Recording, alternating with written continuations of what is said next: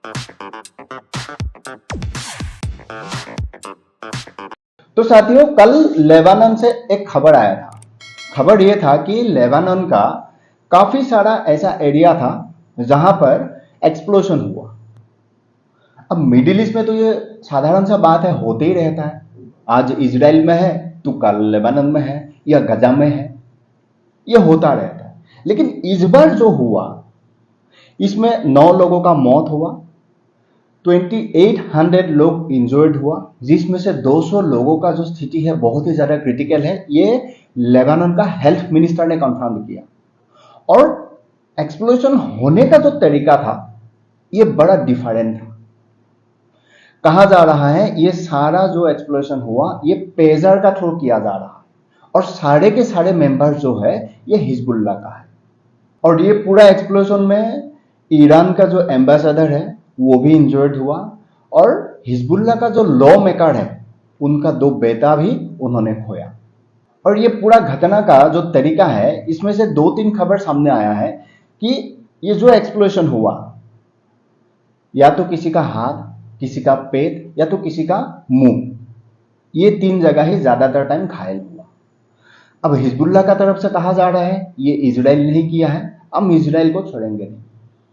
और काफी सारा खबर ऐसा भी आया है कि सोर्स बता रहा है कि इजराइल इसका परिणाम लगभग 5000 लोगों का ऊपर करने वाला था, क्योंकि ये लेबानन के साथ साथ सीरिया में भी हुआ, सेम घटना सेम टाइम पर।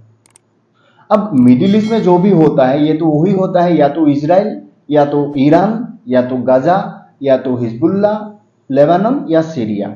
ये तो पुराना कहानी है।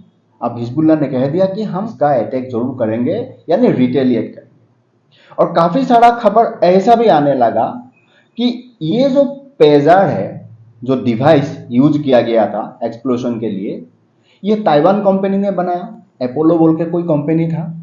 लेकिन ये खबर आने के बाद ताइवान का तरफ से जो कंपनी है उसने पुष्टिकरण दिया कि भले यहाँ पर लोगो हमारा लगा हुआ है, ये सारा हमने नहीं बनाया, ये यूरोप में बनाया हुआ है, जिस कंपनी का नाम है BAC। और हमने उस कंपनी को ऑथराइजेशन देके रखा है कि अब इजराइल ने तो इसका कोई पुष्टिकरण दिया नहीं अभी तक कि हाँ हमने किया है, इसका जिम्मेदारी हम ही लेते हैं। ऐसे काफी सारा घटनाएं होते रहते हैं मिडिल ईस्ट में। लेकिन हिजबुल्लाह का मानना वही है।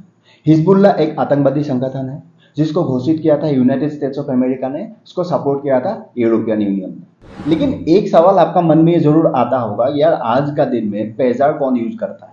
ये पेजर है क्या? क्योंकि आज लोग एप्पल का 16 मॉडल यूज कर रहा है, तो इस वक्त में पेजर यूज करना। पेजर 1990 में आया था, मोटोरोला कंपनी ने बनाया था। अर्ली 2000 में इसका जो यूज था बहुत ही ज्यादा था। लेकिन हाँ, पेजर में 2 टाइप होता है। जो पेजर है ये 2 टाइप होता है, एक तो 1 वे कम्युनिकेशन और एक है 2 वे कम्युनिकेशन।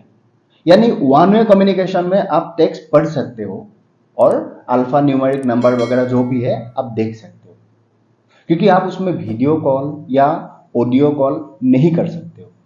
ये पेजर का खासियत था। और 2 वे कम्युनिकेशन में आप पढ़ भी सकते हो, देख भी सकते हो और रिप्लाई भी कर सकते हो।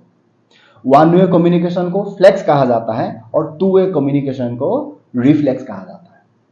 लेकिन आज का दिन में इसको यूज क्यों करता है? दुनिया इतना आगे बढ़ गया, मैंने कहा ना एप्पल का 16 मॉडल आ गया, लोग उसका पीछे भाग रहा है। लेकिन हिजबुल्लाह का मेंबर्स को ये हिजबुल्लाह ने स्पेशली दिया हुआ है, इसीलिए दिया हुआ है ताकि सेलफोन यूज करने से हो सकता है कि आपको इजराइल का जो इंटेलिजेंस है वो डिटेक्ट कर पाए, आपका ऊपर अटैक कर पाए, जिसका परिणाम हिजबुल्लाह ने स्पेशली ये पेजर दिया था। लेकिन अब पेजर का थ्रू एक्सप्लोजन किया गया, फिर हिजबुल्लाह ने ये ब्लेम किया कि ये इजराइल ने ही किया है, एक साइबर अटैक है। ये तो आने वाला वक्त ही बताएगा कहां तक सच है नहीं है। लेकिन हाँ, क्योंकि खबर मीडिया का तरफ से जो आ रहा है, हिजबुल्लाह ने कहा कि जो इसका बैटरी है, लिथियम जो बैटरी है, वहां एक मैसेज आया था और एक लाइनिंग आया था, उसके बाद ही शायद वो ओवरहीट हो गया, उसके बाद एक्सप्लोजन हो गया। और सबका तरीका एक ही, चाहे वो सीरिया में हो या लेबानन में हो। इसीलिए कहा जा रहा है कि ये साइबर अटैक किया जा रहा है और इसका पीछे इजराइल का ही हाथ है।